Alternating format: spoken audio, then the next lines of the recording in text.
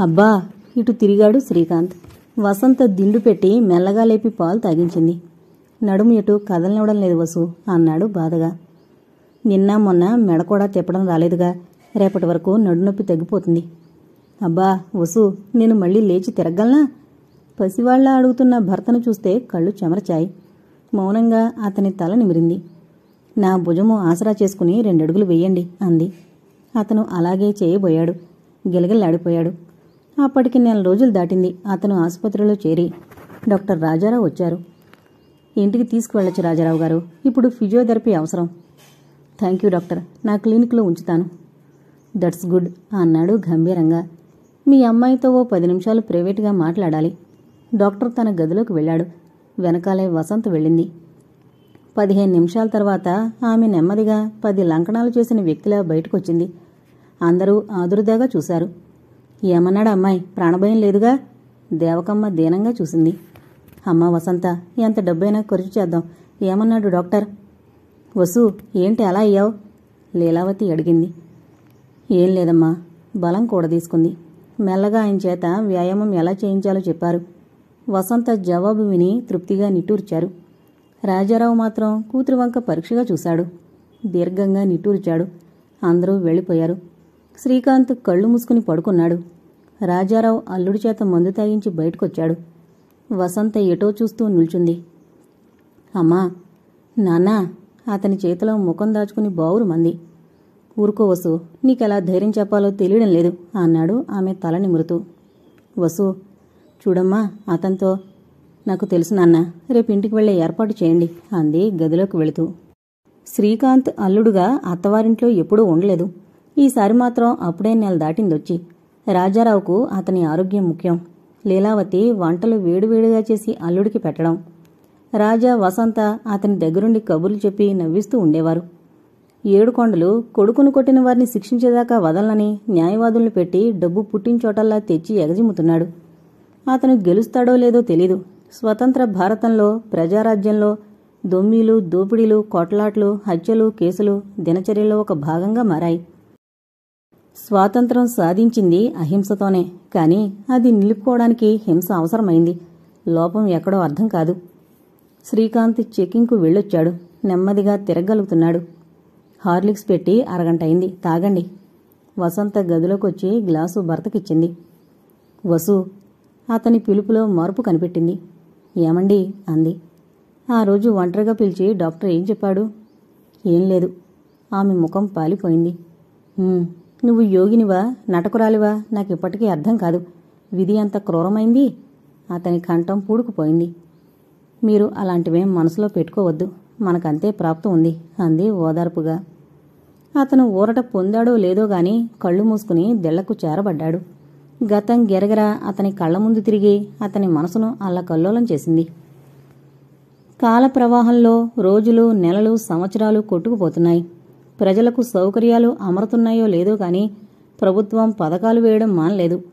ఓ district head క్వార్టర్స్లో degree college పెట్టారు. మూర్తిని అక్కడకు ట్రాన్స్ఫర్ చేశారు. కొంతవరకు ఆర్థికంగా వారు కోలుకున్నారనే చెప్పొచ్చు. రాజేశ్వరి టీచర్గా పనిచేస్తూనే అవకాశం ఉన్నప్పుడల్లా ఏదో రాస్తుంది. సాహిత్యపరంగా వాటికెంత విలువుందో గాని పాఠకుల్లో మంచి పేరే తెచ్చుకుంది. ట్రాన్స్ఫర్ అయిన ఊరు చేరుకుని ఇల్లు చూసుకుని సర్దుకునేసరికి 1 వారం రోజులు పట్టింది. రాజేశ్వరి స్కూలుకు వెళ్ళొస్తోంది. పనివాడు కుదరలేదు. అందుకే చిన్నవాడు రాజీవ్ను చూడ్డానికి రవిని బడి మానిపించి ఉంచాల్సొచ్చింది. పాప సుధ మాత్రం బడికి వెళ్ళింది. కేజీలాంటి బడేదైనా ఉందేమో వాకప్ చేశారా? రాజేశ్వరి అడిగింది భోజనం చేస్తూ. ఈరోజు ప్రయత్నిస్తాను రాజీ. ఈరోజు మనిషో బడో తేలకపోతే రేపటి నుండి నేను సెలవు పెడతాను. వాడి చదువు పాడవడానికి వీల్లేదు అంది. చూస్తానన్నానుగా. మూర్తి లేచి చేయి కడుక్కుని బట్టలేసుకుని కాలేజీకి బయలుదేరాడు. క్లాసుకు వెళ్లడానికి ఇంకా సమయం ఉంది. ప్రిన్సిపాల్ రూమ్కి వెళ్ళాడు. ఇక్కడ ఏదైనా చిన్నపిల్లలకు నర్సరీ లాంటిది ఉందా సార్? పరిచయాలు అయ్యాక అడిగాడు. ఉందండి. బెల్ కొట్టాడు. ప్యూన్ వచ్చాడు. అయ్యగారిని లీజర్ పీరియడ్లో సరస్వతి మందిరానికి తీసుకెళ్ళు అన్నాడు. మంచిదయ్యా. ప్రిన్సిపాల్తో మరి కాసేపు మాట్లాడి బయటకొచ్చాడు. మధ్యాహ్నం క్లాసులు లేవు. ప్యూన్తో సరస్వతి మందిరం వెళ్ళాడు. బయట దాని రూపు చూస్తూనే సంతోషించాడు. కణవాసరంలా ఉంది. రకరకాల బోగన్ విల్లాలతో, మల్లెతీగలతో ఉపవనం. దానిలో వరుసగా గదులున్నాయి. ఇక్కడ కూర్చోండి. శుభ్రంగా ఉన్న గది చూపాడు. కూర్చుని ఎదురుగా వచ్చే వ్యక్తిని చూసి మాన్పడిపోయాడు. వసంత సార్. కొన్ని క్షణాలు ఇద్దరికీ మాటలు కరువయ్యాయి. మురితే తేరుకున్నాడు. నేనింకా నమ్మలేకపోతున్నాను. ఎంత చిక్కిపోయావు అన్నాడు. తెల్లబట్టలతో ముఖానున్న ఎర్రబొట్టుతో గంభీరంగా ఉండిపోయింది. మీ అభిమానం అలాంటిది. కూర్చోండి. రాజీ బావుందా? ఇక్కడే బళ్ళో టీచర్ తను.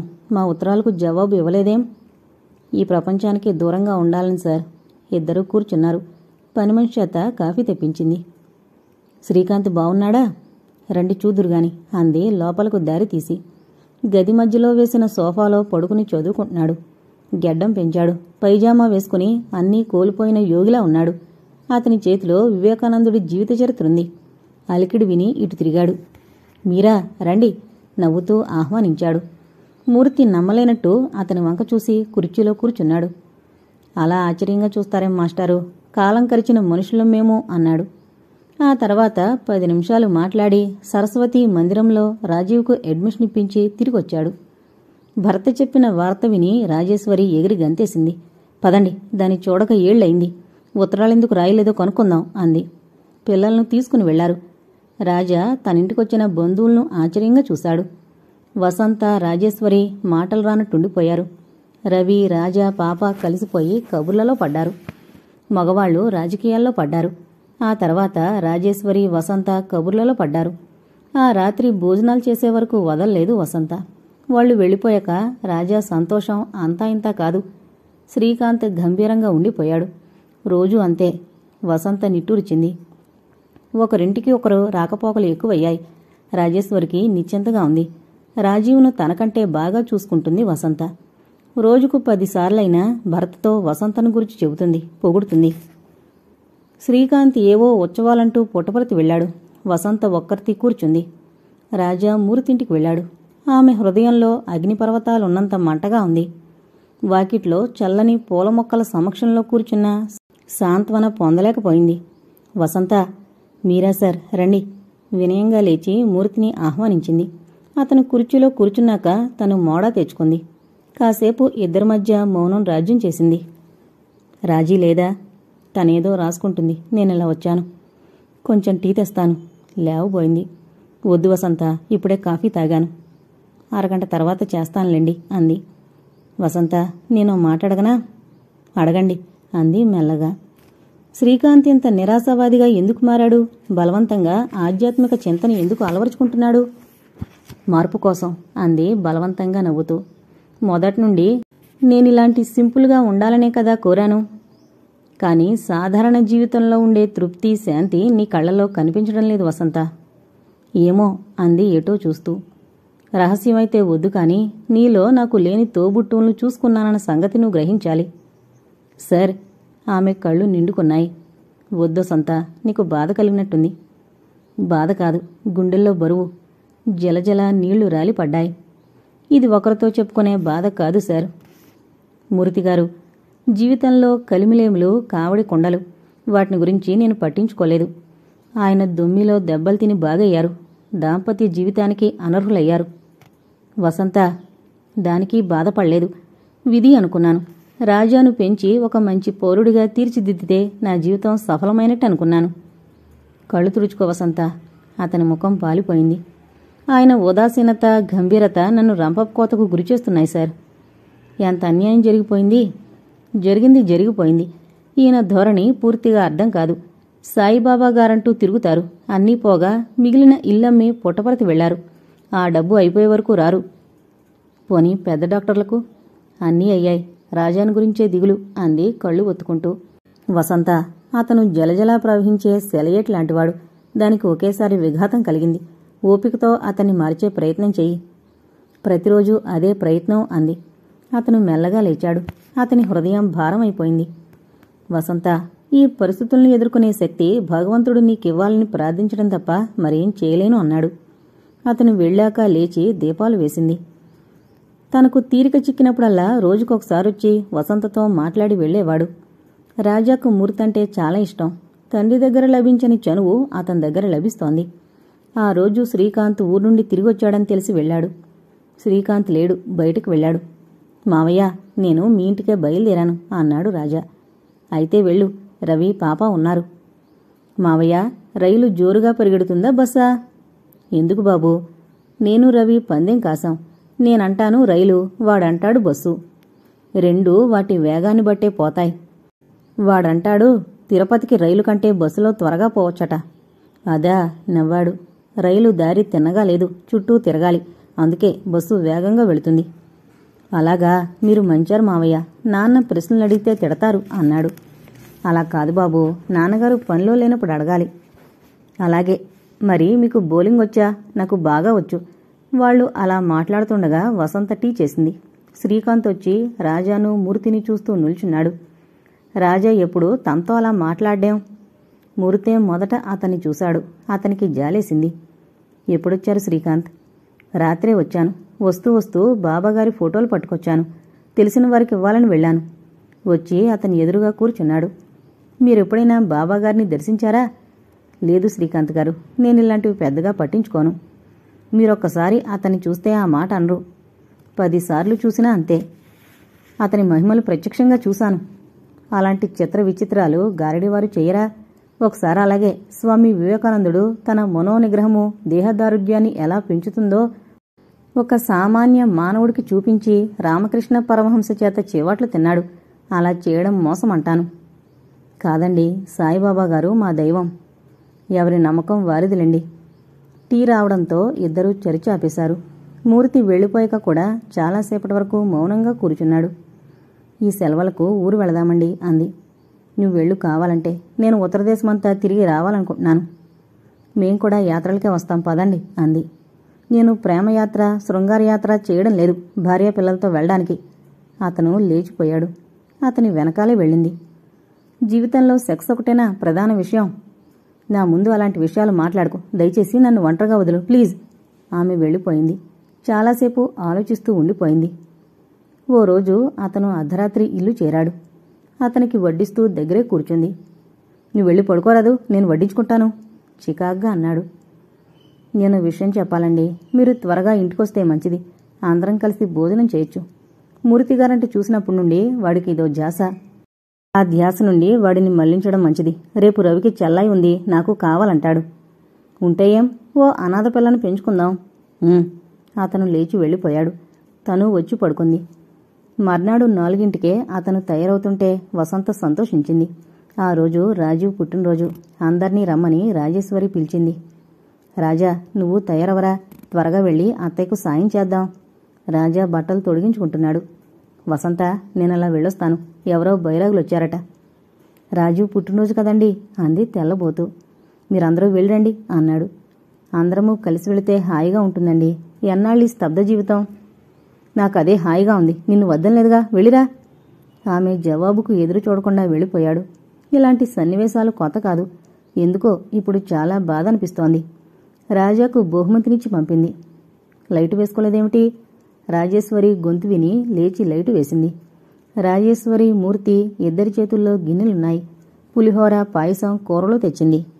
శ్రీకాంత్ మహాశయుడు లేడా? చివాట్లు వేద్దామనొచ్చాను అంది రాజేశ్వరి కోపంగా. రాగానే వేద్దువుగాని అంది వసంత పేలవంగా నవ్వుతూ. 10:30 వరకు కూర్చున్నా అతను రాలేదు. ఇద్దరూ వెళ్ళిపోయారు. మూర్తి రాజాను భుజం మీద వేసుకుని తెచ్చాడు. రాజాను గదిలో పడుకోబెట్టి వస్తుండగా శ్రీకాంత్ వచ్చాడు. అతను మూర్తిని ఆశ్చర్యంగా చూశాడు. మీరొస్తారని వీడిని మా ఇంట్లోనే ఉంచేశాం. ఇప్పుడే తీసుకొచ్చాను. వారికి శ్రమిచ్చావు వసంత. అలా వాడిని ఒంటరిగా పంపావేం? పని మనిషిని తోడిచ్చి పంపు ఇక మీదట అన్నాడు. మూర్తి వెళ్ళిపోయాడు. ఏంటే, ఎక్కడో చొక్క తెగిపడుతోంది. రాజేశ్వరి ఆనందంగా స్నేహితురాలికి ఎదురొచ్చింది. నేనే బలవంతంగా పిలుచుకొచ్చాను రాజీ అన్నాడు వెనకొస్తున్న మూర్తి.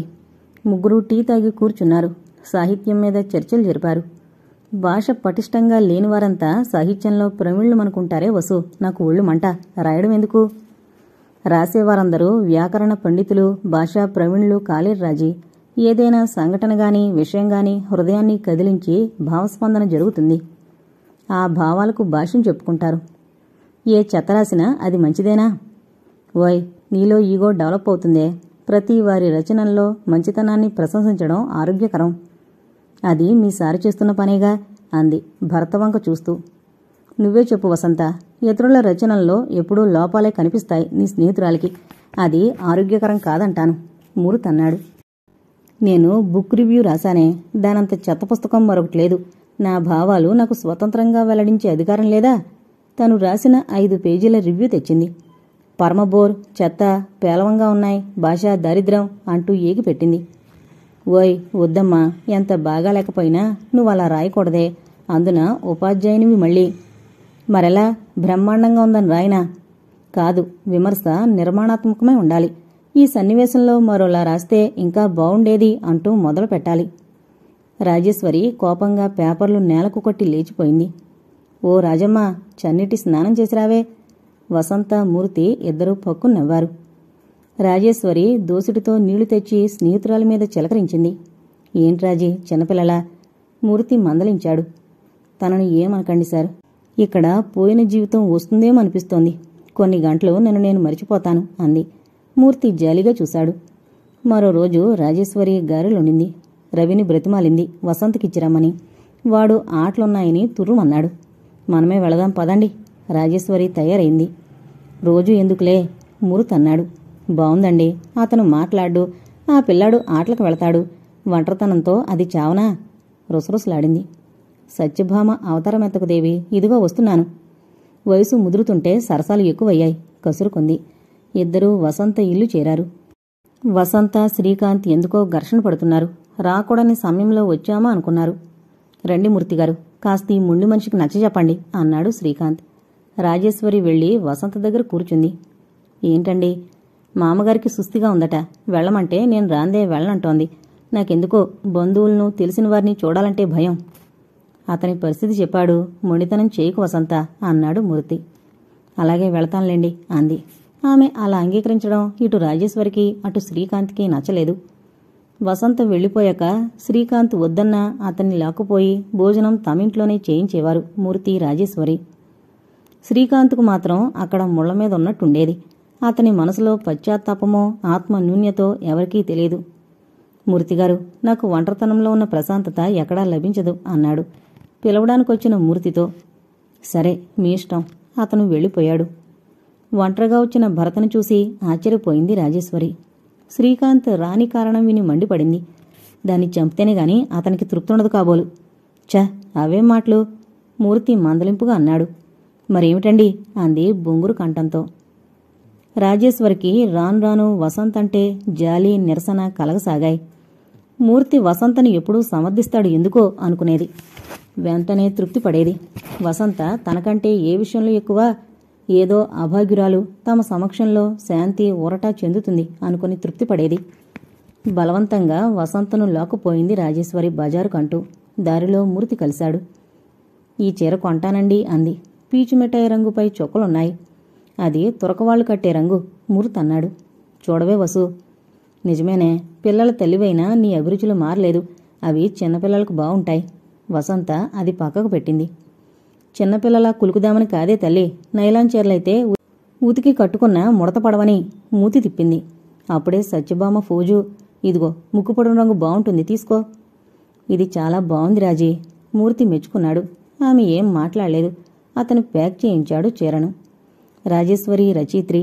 తన చుట్టూ ఉన్నవారిని అర్థం చేసుకునే విశాల దృక్పథం ఉండాలి. ప్రతి విషయాన్ని నిశితంగా ఆలోచించే మేధ ఉండాలి. ఆమె రచనలు నిరాశ, ఆవేశంలో చేసినవి. అందుకే వాటిలో పరిణితి తక్కువ. ఆమెకు ఆవేశం వచ్చినప్పుడు ఏం ఆలోచిస్తుందో తెలీదు. మూర్తి వ్యక్తిత్వం ముందు ఆమె ఎంత ఆవేశంగా మాట్లాడినా అది బయటికి రాలేదు. ఈరోజు మళ్లీ అది కోరలు విప్పింది. ఆంటీ, ఆంటీ, ఈరోజు నా పుట్టినరోజు, మీరంతా రావాలి. 3 రోజుల తర్వాత రాజా వచ్చాడు. మంచిది అంది రాజేశ్వరి. పిల్లలందర్నీ పిలిచి వెళ్ళిపోయాడు. సాయంత్రం కలర్ పెన్సిళ్ల సెట్టు, డ్రాయింగ్ పుస్తకం తీసుకొచ్చాడు మూర్తి. రాజీ, ఇంకా తయారవలేదా? పిల్లాడి చేత కబురు చేస్తే పోవడానికి మనమేం గతిలేని వరమా? రాజు పుట్టినరోజు నాడు తనొచ్చిందా? రాజీ, మీ ప్రియ శిష్యురాలుగా ఆమెను మీరు అభిమానించండి, ఆరాధించండి. నన్ను అవమానం చేయకండి. సరే, నీ మనసు బాగుండలేదెందుకో. మనం వెళ్ళి హ్యాపీ బర్త్డే రాజాకు చెబుదాం పదండి. పిల్లల్ని తీసుకుని వెళ్ళిపోయాడు మూర్తి. అరగంట గడిచాక తను చేసిన పొరపాటు తెలిసింది. ప్రాణ స్నేహితురాలు భర్తతోనే ఒక వంక నానావస్థలు పడుతోంది. తను వెళ్ళకపోతే ఏమనుకుంటుంది? బట్టలు మార్చుకుని బయలుదేరింది. వసంత పని మనిషి అడ్డం వచ్చింది. అమ్మగారు పంపారు అంటూ ఏవో స్వీట్లుంచిన ప్లేటు బలమీద పెట్టింది. మీరొచ్చి హారతిస్తారని చాలాసేపు చూశారమ్మా. తలనొప్పొచ్చిందటగా. ఎలా ఉందమ్మా? బాగానే ఉంది, అందుకే వస్తున్నాను. తాళం వేసి బయలుదేరింది. దారి పొడవునా వసంత గుణగణాలు పొగడమే. రాజేశ్వరికి ఎందుకో విసుగ్గా ఉంది. వస్తానమ్మా. కొన్ని గజాలు ఉందనగా సందులోకి తిరిగింది. అన్నం గిన్నం పెట్టదా మీ అమ్మగారు? ఆమె మూలానే బ్రతుకుతున్నాను. మధ్యాహ్నమే పెట్టిందమ్మా. మిగిలితే రేపు నావేగా అంది సందులోకి మళ్ళీ. రాజేశ్వరికి చేదు మింగినట్టయింది. కాంపౌండ్లో అడుగు పెట్టబోయి అక్కడే ఆగిపోయింది. తను ఊహించిన దృశ్యం కాదు. వాళ్లంతా తాను రాలేదని నోచుకుంటూ ఉంటారనుకుంది. శ్రీకాంత్, మూర్తి ఎందుకో నవ్వుతున్నారు. వారిద్దరి కుర్చీలకు మధ్య మోడాపై కూర్చున్న వసంత చిన్నగా నవ్వుతూ తల వంచుకుంది. పిల్లలు దూరంగా ఆడుతున్నారు. మిమ్మల్నిలా ఉత్సాహంగా చూస్తుంటే చాలా సంతోషంగా ఉంది శ్రీకాంత్. ఏంటో మూర్తి, వసంత మంచితనం నన్ను పూర్తిగా లొంగదీస్తోంది. అది గ్రహించారు. సంతోషం. వసంతను గురించి ఏం చెప్పినా అతిశయోక్తి అవుతుంది. ఇద్దరే ఎక్కడైనా భట్రాజు పని చేయండి అంది వసంత విసుకుంటూ. కాని ఆమె కళ్ళు కాంతివంతమయ్యాయి. రాజేశ్వరి నిలబడలేనట్టు వడివడిగా వెళ్ళిపోయింది. 9 గంటలకు భోజనాలు చేసి పిల్లలు, మూర్తి వెళ్ళిపోయారు. ఉత్సాహంగా బంతిలాగేంతి అలసిపోయిన రాజా కంచం దగ్గరే నిద్రపోయాడు. వాణ్ణి ఎత్తి మంచంలో వేసి తలుపులు వేసొచ్చింది. వసు, ఇలారా శ్రీకాంత్ పిలిచాడు. ఏంటి అంది వెళ్ళి అతని మంచంపై కూర్చుంటూ. ఆమె చేతిని తీసుకుని చెంపకు ఆంచుకున్నాడు. రాజా కోసం, వాడి సంతోషం కోసం అంతా మరిచిపోదాం. నా వల్ల నీకు చాలా బాధ కలిగింది. క్షమిస్తావు కదూ? అంది నమ్మలేనట్టు. నువ్వు రోజురోజుకు చిక్కిపోతున్నావు. మా కోసం ఆరోగ్యవంతురాలివి కావాలి. అలాగే అంది అతని వంక చూస్తూ. అతని కళ్ళు చెమర్చాయి. ఏమండి, చెప్పండి. నాకు ఈ ఊరే నచ్చలేదు. ఎక్కడికైనా ట్రాన్స్ఫర్ చేయించుకోండి అంది రాజేశ్వరి మర్నాడు భర్తకు కాఫీ ఇస్తూ. అదేం, మా వాళ్లకు దగ్గరగా ఉండాలనుంది. ఇక్కడ నీ సగం ప్రాణమే ఉందిగా అన్నాడు నవ్వుతూ. నాది కాదు, మీది విసురుగా వెళ్ళిపోయింది. అతడు మానుపడిపోయాడు. అతను రాజీని రెచ్చగొట్టదలుచుకోలేదు. అనుమానం పెనుబోతువని అతనికి తెలుసు. కాఫీ తాగి వెంటనే ఓ అప్లికేషన్ రాశాడు. భార్యకు చూపాడు. తృప్తిగా నిట్టూర్చింది. వసంతింటికి రాకపోకలు తగ్గించాలనుకుంది. సాయంత్రం రాజీవ్ని తీసుకుని వసంతే వచ్చింది. రావసు రా తడబడుతూ పిలిచింది. నిన్న ఇంటిదాకా వచ్చి ఇంట్లోకి రాకుండా వచ్చామేమిటి? వసంత్ అడిగింది. పని మనిషి చెప్పిందా? అవును, నేను నమ్మలేకపోయినానుకో. మీరంతా సంతోషంగా ఉన్నారు. అపశృతిలా నేనెందుకని? రాజీ, వసంత దెబ్బతిన్నట్టు చూసింది. అది కాదే, నా నోరు కాస్త దుడుకు కదా. మాట మార్చేసింది. వసంత ముళ్ల మీదున్నట్టు ఉండి అరగంట తర్వాత వెళ్ళిపోయింది. వారం రోజులు గడిచాయి. ఒకరోజు రాజేశ్వరి భర్త దగ్గరకొచ్చింది. ఏమండి, ఈ చిత్రం విన్నారా? ఏంటి రాజీ? పేపర్ పక్కన పడేసి అడిగాడు. శ్రీకాంత్ సంసార జీవితానికి అనర్హుడట కదా. నీతో ఎవరు చెప్పారు? అదే వాళ్ల పని మనిషి. అతను భార్యను మళ్లీ పెళ్లి చేసుకోమని అంటుండగా విన్నదట. నిజమే అన్నాడు నిట్టూరుస్తూ. మీకు తెలుసా? రాజేశ్వరి తలపై పిడుగు పడింది. ఇన్నాళ్లు వట్టి ఆరాధనే వసంతది అనుకుంది. ఇప్పుడు అవసరం కూడా గ్రహించే తన భర్తంటే చులకనగా చూసే శ్రీకాంత్ స్నేహం చేస్తున్నాడా? ఎంత నీచత్వం! ఏం మగవారు! 2-3 రోజులు అశాంతిగా గడిపింది. అతి నేర్పుగా పని మనిషిని తన వైపు తిప్పుకుంది. మాటల సందర్భంలో ఎవరొచ్చేది వెళ్లేది కనుక్కునేది. ఆ రోజు కొత్త కథ మొదలుపెట్టింది తను. వసంత పని మనిషి వచ్చింది. 2 రోజుల నుండి వసంత మూసిన కన్ను తెరవడం లేదట. అయ్యగారు లేరా? అయ్యగారు ఊరు వెళ్లారు కదా అంది. భార్యాభర్తలిద్దరూ వసంత్ ఇంటికి వెళ్లారు. ఒంటి మీద స్పృహలేనట్టు పడుంది. రాజా వాకిట్లో ఆడుతున్నాడు. మూర్తి వెళ్లి డాక్టర్ను తీసుకొచ్చాడు. అతను మందులిచ్చి వెళ్ళిపోయాడు. బలవంతంగా ఓ మాత్ర మింగించాక కళ్ళు తెరిచింది. నువ్వా రాజీ? అబ్బా, ఒళ్లంతా నొప్పులు. అమృతాంజనం రాయినా? ఎక్కడని రాస్తావు? రాజాను పిలవే, తొక్కుతాడు అంది. మరో 5 నిమిషాలకు వాంతి చేసుకుంది. కాఫీ కాచి తాగించి జ్వరతీవ్రత తగ్గాక వచ్చారింటికి. మర్నాడు ఇద్దరూ తయారయ్యారు తమ పనులకు వెళ్లడానికి. రాజీ, వసంతను చూసి వెళ్ళు. ఊళ్ళో వాళ్ళందరినీ చూడడమే నా పనా? రాజీ! తీవ్రంగా ఉంది అతని కంఠం. వసంత ఊరి వారితో చేరిపోయిందా? వారి కుటుంబం నాకు చేసిన సేవకు బదులు ఈ విధంగానైనా తీర్చుకుందామని నాకుంది. అతను విసురుగా వెళ్ళాడు. నెమ్మదిగా అతని వెనకాలే బయలుదేరింది. ఆమె వెళ్లేసరికి మూర్తి వసంతని ఎత్తి మంచంలో పడేశాడు. తూలి పడిందట రాజీ, పాలున్నాయేమో చూడు. పాలు తెచ్చి తాగించి పని మనిషికి జాగ్రత్తలు చెప్పి వెళ్లారు. అలా వచ్చిన జ్వరం టైఫాయిడ్లోకి దింపింది. డాక్టర్ రాసిచ్చిన ప్రిస్క్రిప్షన్ ప్రకారం మందులు తెచ్చాడు. తను దగ్గరుండడం అనుచితం. రాజేశ్వరి ఉండనని మొండిగా చెప్పింది. మూర్తి మనిషిని పంపి రాజారావును లీలావతిని పిలిపించాడు. అంతవరకు ఆమెను చూడక తప్పలేదు. వారం రోజులకు శ్రీకాంత్ వచ్చాడు. స్వయంగా వచ్చి మూర్తికి ధన్యవాదాలు అర్పించాడు. రాజేశ్వరి బయటికి రాలేదు, అతన్ని మాట్లాడించలేదు. వసంత తన సరస్వతీ మందిరం వార్షికోత్సవం జరిపింది. రాజేశ్వరి రాక తప్పలేదు. ఊరి పెద్దలొచ్చి తమ ఊరికి వసంత చేస్తున్న సేవను కొనియాడారు. నీరసంగా ఉండడం వల్ల వసంత ఎక్కువగా మాట్లాడలేదు. అందరికీ ధన్యవాదాలు చెప్పి తనకు సహకరించిన ఊరివారందరికీ కృతజ్ఞతలు తెలుపుకుంది. ఆ తర్వాత రాజారావు లీలావతి వెళ్ళిపోయారు. వసంతం చూస్తే జాలిస్తోంది. రాలిపోతున్న వెంట్రుకలు, మాసిపోయిన అందం ఎముకల గూళ్ళా ఉంది. రాజేశ్వరి ఒక విధంగా తృప్తి చెందింది. మర్నాటి వార్తాపత్రికలో సరస్వతి మందిరాన్ని గురించి ఆర్టికల్ ఉంది. రాజీ అది చూడగానే ముఖం తిప్పుకుంది. బాగా రాశాడు కదూ? అవును అంది ముక్తసరిగా. భోజనాల దగ్గర కూడా ఏమీ మాట్లాడలేదు. ఏంట్రాజీ అలా ఉన్నావు? ఎలా? సామ్రాజ్యాలు కోల్పోయిన మహారాణిలా ఉన్నావు. సామ్రాజ్యాలు పోతే సంపాదించుకోవచ్చు, కానీ నా సర్వస్వం కోల్పోయేలా ఉన్నాను. రాజీ! ముద్ద అతని చేతి నుండి కంచంలో పడిపోయింది. ఎందుకంత అమాయకత నటిస్తారు? రోజురోజు వసంత్ అంటే ఆరాధన పెరిగిపోతుంది. తన అప్రయోజకత్వం కప్పిపుచ్చుకోవడానికి ఆ శ్రీకాంత్ మీ ఆటలు సహిస్తున్నాడు. రాజీ!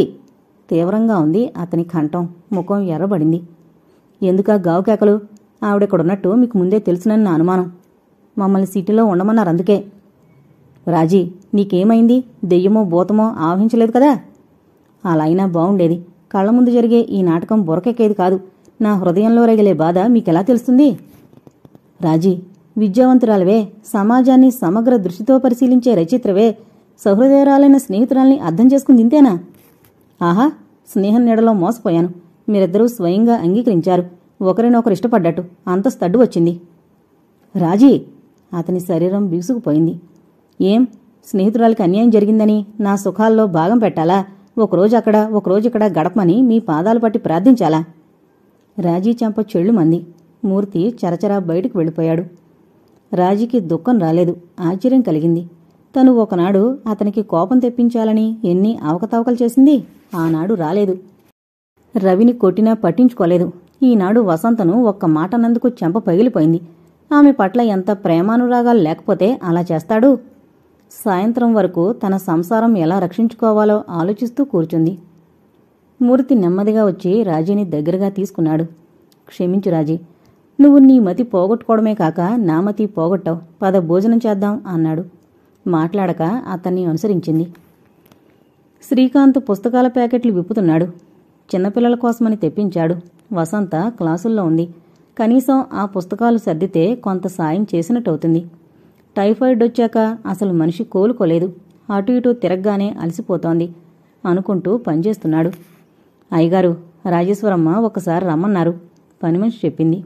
నన్నా? మిమ్మల్నే. అతను ఆశ్చర్యంగా చూసి వెళ్ళాడు. సాయంత్రం టీ తీసుకొచ్చింది వసంత. శ్రీకాంత్ మళ్లీ మొదట్లాగే గంభీరంగా ముఖం పెట్టాడు. ఏంటలా ఉన్నారు? బాగానే ఉన్నాను. నీ ఒంట్లో ఎలా ఉంది? మనసు పనిచేద్దామని ఆరాటపడుతున్నా శరీరం ససేమిరా అంటోంది అంది నవ్వుతూ. అతను ఆమెని ఆపాదమస్తకం పరికించాడు. అతని కళ్ల ముందు ఎన్నో సంఘటనలు తిరిగి మాయమవుతున్నాయి. వసు, ఏంటి కొత్తగా చూస్తున్నారు? ఒక ప్రశ్నకు జవాబు కావాలి. సందేహమెందుకు? అడగండి. ఎంత బాధాకరమైనా నిజమే చెప్పాలి. సరే, నువ్వు మూర్తిని ప్రేమించావా ఒకప్పుడు? వసంత తెల్లబోయింది. ఇన్నేళ్ల తర్వాత ఇదేం ప్రశ్న? చెప్పు వసు, రాజాపై ప్రమాణం చేసి చెప్పు. అంత ప్రమాణాలు దేనికండి? వ్యక్తిగా అతన్ని గౌరవించాను. అతని ఆదర్శాలను గౌరవించాను. అతనిలోని మానవత్వాన్ని ఆరాధించాను. జవాబు అడ్డదారులు పట్టించుకో. అతన్ని వివాహం చేసుకోవాలన్న కోరిక వెలుబుచ్చలేదా? జవాబు చెప్పలేవు. ప్రేమకు వ్యక్తి, పెళ్లికి హోదా కావాలి నేటి యువతలకు అన్నాడు వెటకారంగా. అలా ఏనాడు అనుకోలేదు. వాస్తవం ఆలోచించాను. ఈరోజు మీకీ అనుమానాలు ఆరాలు ఎందుకు కావలసొచ్చాయో అర్థం కాదు. అర్థమయ్యేలా చెప్పాలా? పాతబడిన మీ ప్రేమాయణం తిరిగి కొత్త చిగులు తొడుగుతుందని రాజేశ్వరి బాధ. నా అసమర్థత కప్పిపుచ్చుకోవడానికి మీ ప్రేమాయణం ప్రోత్సహిస్తున్నానని ఆమె అనుమానం. చాలు గట్టిగా అరిచింది. రాజేశ్వరికే నేనేంటో అందరికంటే బాగా తెలుసు. అది ఇలా మాట్లాడిందంటే అది నా దురదృష్టం. కాదు, నా దురదృష్టం అన్నాడు. ఒక విషయం మీరు ఆలోచించండి. మీరు నా జీవితంలోకి రాకపూర్వం కన్యగా ఎన్నో ఊహలుండొచ్చు. అవి తప్పంటారా? నేను మీ జీవితంలో ప్రవేశించాక కూడా పరస్త్రీలతో తిరిగారు. నేను నా దురదృష్టం అనలేదే. ఇప్పుడు ఎన్నన్నా నేను జవాబు చెప్పలేను వసంత. అతను లేచి వెళ్ళిపోయాడు. రాజా వచ్చి పిలిచే వరకు అక్కడే కూర్చుంది. అమ్మా, ఆకలే అన్నాడు. చుట్టూ చూసింది. అప్పటికే చీకటి పడింది. రా, కొడుకును దగ్గరకు తీసుకుని ముద్దు పెట్టుకుంది. ఇద్దరూ లోపలికొచ్చారు. ఇంకా శ్రీకాంత్ రాలేదు. రాజా అన్నం తిని నిద్రపోయాడు. శ్రీకాంత్ మామూలుగానే మాట్లాడి భోజనానికి కూర్చున్నాడు. తను అతనితో పాటే కూర్చుంది. భోజనాలయ్యాక ఎవరి పడక మీద వారు పడుకున్నారు. వారం రోజులు గడిచాయి. వసంత మనసు కుదుట పడింది. బోడుగుండు అయ్యేలా ఉంది అనుకుంటూ వెంట్రుకలు చిక్కులు తీసుకుంటోంది. వసు, పిలిచారా? రా కూర్చో. ఆమె అతనికెదురుగా కుర్చీ లాక్కొని కూర్చుంది. నీ వయసంతా? 26. నీ వయసు వారింకా పెళ్ళిళ్ళు చేసుకోలేదు, అవునా? నేను నిర్ణయానికి వచ్చాను వసు. నీ జీవితం నాశనం కావద్దు. నాశనమైందని నేను వాపోవడం లేదు. నాకు బాధగా ఉంది. నేను రాజాని తీసుకుని పాండిచ్చేరి వెళ్ళిపోతున్నాను. నువ్వు తిరిగి వివాహం చేసుకో. ఏమంటున్నారు? నిజమే అంటున్నాను. మనస్ఫూర్తిగా అంటున్నాను. ఛీ, మీకో మనసుందా? లేచిపోబోయింది. అతను చేయి పట్టాపాడు. నా మాట విను వసు. మనసు లేకుంటే బావుండేది. విధి అన్నింటా నన్ను చెనచూపే చూసింది. ఏమీ లేకపోయినా నన్నే నమ్మి హృదయమిచ్చిన భార్య ఉందనుకున్నాను. నా అదృష్టం అక్కడ వక్రించింది. మళ్ళీ మళ్ళీ ఆ మాట అనకండి. నాకు సంసారం, కోరికలు లేవు. మన వివాహం అయ్యాక ఎన్నిసార్లు సామరస్యంగా ఉన్నాం, ఎన్ని రాత్రులు ఆనందంగా గడిపాం. అప్పుడే అన్ని కోరికలు చంపుకున్నాను. మనం ఈ ఊరు వదిలిపోదాం. పోనీ ముగ్గురం పాండిచ్చేరి వెళదాం. అతనేం మాట్లాడక బయటికి వెళ్ళిపోయాడు. కిటికీ దగ్గర నిల్చుంది. దూరంగా మూర్తొస్తూ కనిపించాడు. ఆమె మనసు తీవ్రంగా స్పందించింది. అవ్వా, పని మనిషిని కేకేసింది. ఎవరొచ్చినా నిద్రపోయానని చెప్పు. మంచిది అంది పరీక్షగా చూసి. మంచం మీద బోర్లా పడుకుంది. బలవంతంగా కళ్ళు మూసుకుంది. కొలుకుల్లోని నీరు దిండును తడుపుతోంది. అమ్మగారు, అయ్యగారు లేరా? అయ్యగారు లేరు. అమ్మగారు నిద్రపోతున్నారు. సంధ్యవేళనా? కాస్త నలతగా ఉంది. పోలవి తీసుకుంటుందా? ఓ గంట పోయాక వస్తానని చెప్పు. అతను వెళ్ళిపోయాడు. వసంత దీపం కూడా వేసుకోక అలాగే కూర్చుంది. రాజా ఆటలకు వెళ్ళాడు. గంట తర్వాత పని మనిషి వచ్చింది. అమ్మా, రాజేశ్వరమ్మ, అయ్యా వస్తున్నారు. గుడికి వెళ్ళానని చెప్పు. పని మనిషి హాల్లో లైటు వేసి వారికి ఎదురు వెళ్ళింది. అమ్మగారు గుడికి వెళ్లారు. అదేంటి జ్వరం, నలత అంటూ నన్ను లాక్కొచ్చారు? అనారోగ్యమైతే గుడికెలా వెళ్ళింది? అదే అర్థం కావడం లేదు. ఇంకా అర్థం కావడానికేముంది? మనము ఆమెను ఆరాధిస్తామని తెలుసు. అందుకే కుక్కల్లా తిప్పుకుంటుంది. తెలివి ఎక్కువవుతోంది. కొంచెంసేపు చూద్దాం. ఆవిడ కోసం మీరు పడిగాపులు కాయండి. నేను వెళుతున్నాను. రాజేశ్వరి వెళ్ళిపోయింది. మూర్తికి అనుసరించక తప్పలేదు. వసంత దీర్ఘంగా నిట్టూర్చింది. ఒకప్పటి ప్రాణస్నేహితురాలు రాజీయేనా? అమ్మా, రవి పాప వాళ్ళ డాడీకి బదిలైందట. నెల రోజుల్లో వెళ్ళిపోతారట. నేను ఎవరితో అన్నమ్మా? ఎవరు చెప్పారు రాజా? వాళ్ళ నాన్న చెప్పారమ్మా అన్నాడు. వాడికి అన్నం పెడుతుండగా శ్రీకాంత్ వచ్చాడు. అతనికి వడ్డించింది మౌనంగా. 2 రోజులు నిశ్శబ్దంగా గడిచాయి. 3వ రోజు అత్తమామలు, ఆడబిడ్డ దిగారు. వారి మాటలను బట్టి శ్రీకాంత్ పాండిచ్చేరి వెళ్లేది ఖాయం అన్నట్టు అర్థమైంది. బంగారంలాంటి కొడుక్కి ఎలాంటి పిల్లం చేశాం? కోడలు గొడ్డు వచ్చిన వేళ అన్నారు. దేవకమ్మ కళ్ళొత్తుకుంది. అంతగా పడకపోతే వాడికి 2వ పెళ్లి చేద్దాం. అన్నీ చెప్పానే. వాడి మనసు విరిగిపోయింది. దేవకమ్మ ఓ శోకం పెట్టింది. మధ్యాహ్నం అతను లైబ్రరీకొచ్చాడు. అప్పుడు మాట్లాడింది. క్షమించు వసంత. ప్రతిరోజు నిన్ను చూస్తూ గడిచిన గాథలు తలుచుకోలేను. రాజాకు తండ్రి కావాలనుకుంటే. అంత మాట ఎందుకు? మీరు వద్దంటే మీ పాదాల చెంత చోటు అడిగేటంత అధోగతికి దిగజారిపోలేదులేండి అంది.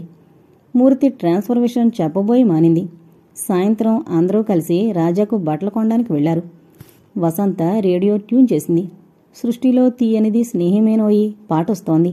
టక్కున ఆపేసింది. వచ్చి కిటికీ దగ్గర నిల్చుంది. రాజాలేంది తనుండగలదా? తండ్రి నీడలో ఓ నర్సుగా జీవితం వెళ్లమారుస్తుంది. దూరంగా మూర్తి కనిపించాడు. అవ్వా, ఎవరొచ్చినా లేనని చెప్పు అంది. ఏంటో బంగారంలాంటి తల్లికి కష్టాలు. వసంత సంసారం దానికి పూర్తిగా అర్థమైంది. రాజా, వసంత మూర్తి పిలిచాడు. లేరు బాబుగారు. ఇంట్లో ఉండే నా ముఖం చూడ్డానికి అసహించుకుంటుంది కదూ. కాదయ్యా. సరే, అతను వెనుతిరిగాడు.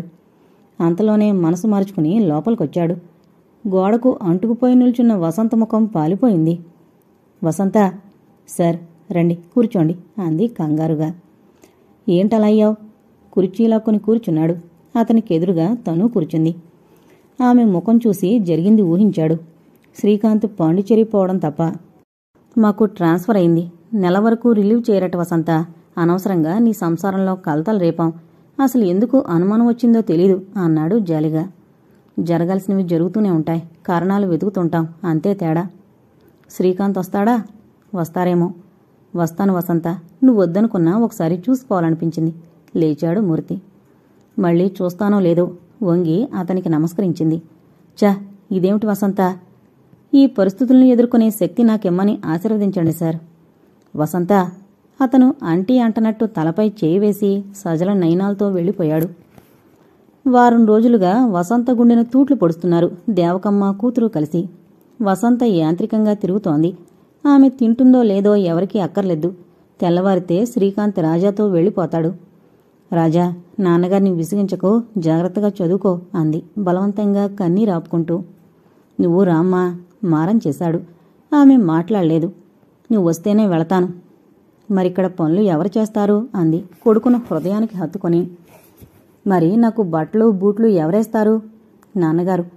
నాన్నగారు కసురుకుంటారు. బొంగుమూతి పెట్టాడు. నాన్నగారు కసురుకోరు నాన్న. నాకు రోజుకో ఉత్తరం రాయాలి. వాడు మెల్లగా నిద్రలోకి జారిపోయాడు. వసంత వాడి తల నిమురుతూ కూర్చుంది. మర్నాడు రాజా లేచేసరికే శ్రీకాంత్ లేచి తయారయ్యాడు. టాక్సీ వచ్చి ఆగింది. మొగుడంటే ఎంత శ్రద్ధో చూడు. దేవకమ్మ కూతుర్ని మోచేత్తో పొడిచింది. నాన్నా, అమ్మను లేపి బట్టలు వేయించుకోనా? రాజా తల్లిని లేపాడు. లేవలేదు. అవ్వా, అమ్మ ఎంత లేపినా లేవడం లేదు అన్నాడు. చీపురు కింద పడేసి గదిలోకి వెళ్లిన పనవ్వ శోకాలు పెట్టింది. నా తల్లో వసంతమ్మో, ఈ పని చేద్దామనమ్మా, భోజనం మానవు తల్లి. శ్రీకాంత్ ఆదుర్దాగా వచ్చాడు. వసంత ప్రశాంతంగా ఈ బంధాలు వదులుకొని నిద్రపోతోంది. వసు అటు ఇటూ కదిపాడు. నా తల్లి, ఇంకెక్కడ వసంతమ్మ దేవుడో. నిమిషంలో ఇల్లు కిటకిటలాడిపోయింది. రాజారావు మూర్తితో మాట్లాడుతూ కూర్చున్నాడు. డేవిడ్ కారు సిద్ధంగా పెట్టాడు. లీలావతి సమంత వస్తే బయలుదేరడమే తరువాయి. కూతురి కర్మంతా తన చేతుల మీదుగా చేశాడు. మావయ్య, రాజా నాతో వస్తాడంటే అత్తయ్య పంపడం లేదు. శ్రీకాంత్ బయటకొచ్చి చెప్పాడు. రాజారావు ఇంట్లోకి వెళ్ళాడు. లీలా, రాజాను వాళ్ళ నాన్నతో పంపు. వీల్లేదు. నా తల్లి తిన్నదో ఉన్నదో చూడక చంపింది చాలు. ఇంక వీళ్ల చేతికి రాజానిస్తానా? లీలావతి బావురుమంది. లీలా గర్జించాడు. ఈ ఒక్క విషయంలో నా మాట విను. వసు, అవన్నీ ఎందుకులే. ఈ బంధాలు ముడివేసుకోవడం నాకిష్టం లేదు అన్నాడు ఖచ్చితంగా. నాన్నా, మీరేనా ఈ మాట అంటోంది? సమంత కన్నీటితో అడిగింది. సమంత కూతుర్ని దగ్గరకు తీసుకున్నారు. నీకెలా చెప్పే తల్లి నా బాధ? ఆయన కళ్ళు నిండుకున్నాయి. లీలావతి రాజాను వదిలి వచ్చి కారులో కూర్చుంది. రాజారావు కూతురుతో వచ్చి కారెక్కగానే కారు కదిలింది. శ్రీకాంత్ కుటుంబంతా టాక్సీలు ఎక్కారు. శ్రీకాంత్ ఎక్కబోతూ ఆగాడు. మూర్తి, అప్పుడప్పుడు ఉత్తరాలు రాయి. మంచిది. రాజాను జాగ్రత్తగా చూసుకో. వసంతను నన్ను అనుమానించే సందర్భం ఏం వచ్చింది శ్రీకాంత్? గతం తవ్వుకోవడం ఇష్టం లేదు అన్నాడు. సరే. అతని చెయ్యి బలంగా నొక్కి వదిలేశాడు. టాక్సీ దుమ్మురేపుకుంటూ పోయింది. వసంత సమాధిపై పూలుంచి నెమ్మదిగా వెనుతిరిగాడు మూర్తి. అతని కొనుకొలుకుల్లో నీరు నిలిచింది. గోటితో ఆ నీటిని మీటి తన దినచర్యలో లీనమయ్యాడు. ఉదయం లేవగానే కాలకృత్యాలు తీర్చుకుని బయటకొచ్చి పూలు తెంపి వసంత సమాధిపై పెట్టి ఇంట్లోకొస్తాడు. పిల్లల చదువులు పర్యవేక్షిస్తూ కాఫీ తాగి పేపర్ చూస్తాడు. ఆ తర్వాత భోజనం కాగానే సరస్వతీ మందిరం బాధ్యతుంటుంది. సాయంత్రం మళ్లీ కాసేపు పిల్లలతో కాలక్షేపం చేసి షికారుకు వెళ్ళొస్తాడు. ఇంటికి రాగానే బావి దగ్గర స్నానం చేసి సమాధి వద్ద దీపారాధన చేసి పిల్లలతో రాజేశ్వరితో ఏవో కబుర్లు. ఆ తర్వాత భోజనం చేస్తారు అందరూ. 1 గంట ఏదైనా చదువుకుని పడుకుంటాడు. తన జాబ్కు రెజిగ్నేషన్ ఇచ్చిన దగ్గర నుండి దాదాపు ఇదే అతని దినచర్య. రాజేశ్వరి ఇంకా ప్రభుత్వ ఉద్యోగమే చేస్తోంది. రాజేశ్వరి పక్కనొచ్చి పడుకున్నా అతనికి ఎలాంటి అనుభూతి కలగదు. ప్రాణ స్నేహితురాలుగా చూసుకుంటాడు. రాజేశ్వరికి ఒక్కోసారి విపరీతమైన కోపం వస్తుంది. ఆమె ఎన్ని మాటలన్నా అతనేం అండు. ఏమండి? ఏంటి రాజీ, మీరిలా ఎందుకు మారిపోతున్నారు? అంది బొంగురు కంఠంతో. నాకే తెలీదు రాజీ, నన్ను క్షమించు.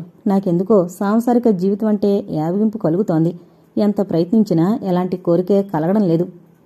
ఇదంతా వసంత మీద దిగులేనా? దిగులు కాదు. నీకు చెప్పినా అర్థం కాదు రాజీ.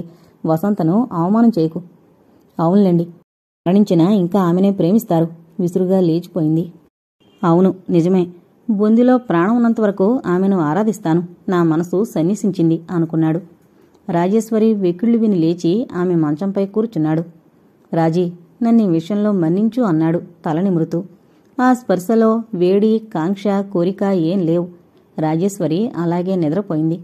మూర్తి నెమ్మదిగా లేచి తన మంచంపై వాలిపోయాడు. వసంత, నీ సరస్వతీ మందిరాన్ని వృద్ధిలోకి తేవడానికి నా శాయశక్తులా ప్రయత్నిస్తాను అని శపథం చేసుకున్నాక కంటిపై కునుకు పట్టింది. ఇంతటితో శృతి తప్పిన యుగళగీతి అనే నవల కంప్లీట్ అయిందండి. దయచేసి మన ఛానల్ను అందరూ సబ్స్క్రైబ్ చేసుకోగలరు. Thank you.